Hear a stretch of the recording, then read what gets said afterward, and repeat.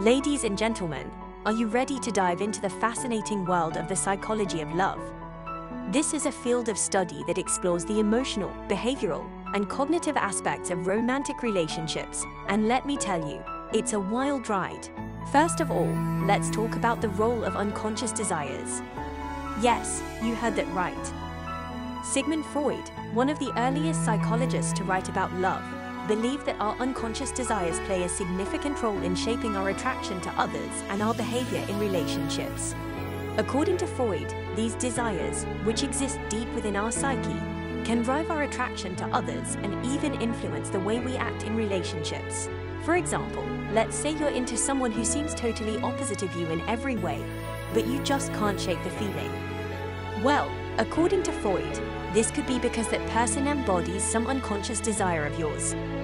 Maybe you secretly yearn for adventure and excitement, and this person represents that in your mind.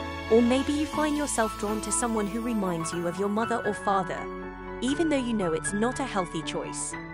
Again, according to Freud, this could be because your unconscious mind is seeking to resolve some unresolved emotional conflict from your childhood.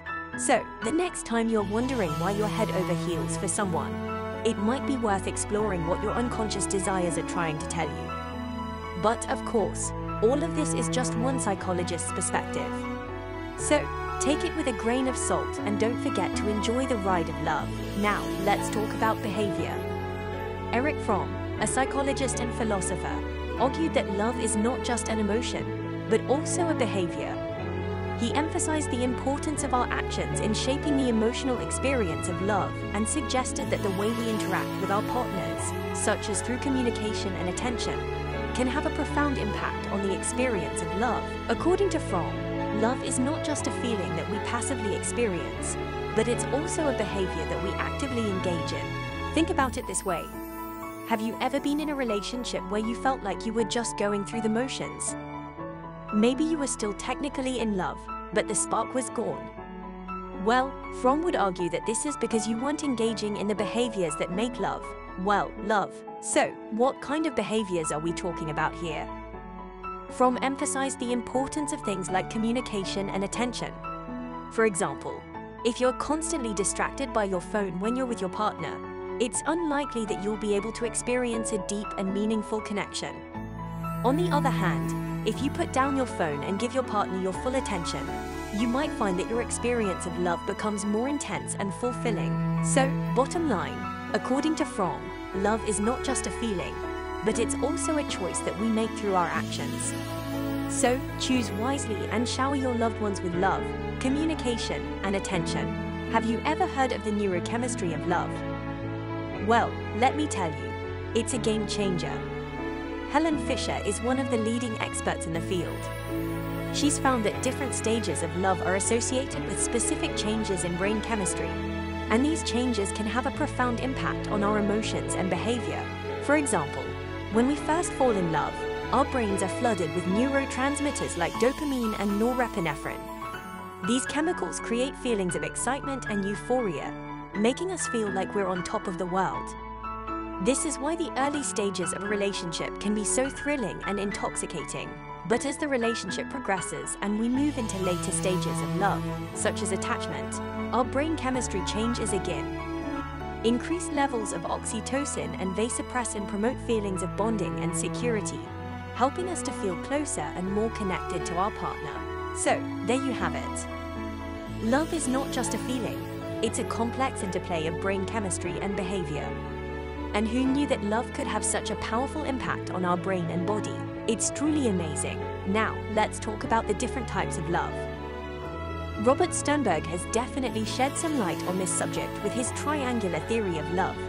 According to Sternberg, there are three key components of love: intimacy, passion, and commitment. And it's the combination of these components that determines the type of love we experience. For example, passionate love is characterized by high levels of passion and intimacy. This is the kind of love that makes your heart race and your palms sweat. It's that intense, head-over-heels feeling that can be both exhilarating and a little bit scary. On the other hand, companionate love is characterized by high levels of intimacy and commitment. This is the type of love that's built on a foundation of friendship and mutual respect. It's the kind of love that provides comfort and security, and it can be just as strong and meaningful as passionate love. So, what type of love are you experiencing?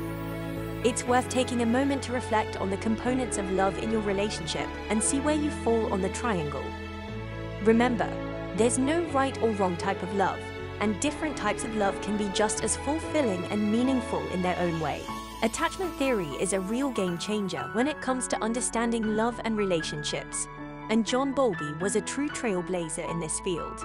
According to Bowlby, the emotional bonds that form between individuals and their significant others are shaped by our early attachments. Think about it this way. Have you ever noticed that some people seem to be naturally more clingy or independent in their relationships? Well, according to Bowlby, these tendencies can be traced back to our childhood experiences and the quality of our early attachments. For example, if you had a warm and loving relationship with your caregivers as a child, you're more likely to develop a secure attachment style. This means that you're comfortable with intimacy and closeness in your relationships and feel confident that your partners will be there for you when you need them. On the other hand, if you had a traumatic or inconsistent relationship with your caregivers as a child, you're more likely to develop an insecure attachment style. This can manifest as avoidance, anxiety, or ambivalence in your relationships, and can make it harder to form deep and meaningful connections with others. So, there you have it. According to Bowlby, our attachment style can have a significant impact on the way we experience love and relationships, and it's worth reflecting on our early attachments and how they may have shaped us. Who knew that our childhood experiences could have such a lasting impact on our love lives? Ladies and gentlemen, as you have heard, the psychology of love is a rich and fascinating field of study that provides insight into the emotional, behavioral, and cognitive aspects of romantic relationships. From the role of unconscious desires to the neurochemistry of love, from the triangular theory of love to attachment theory, the psychology of love offers a wealth of information about this central aspect of human experience. So, let's embrace love and all its complexities.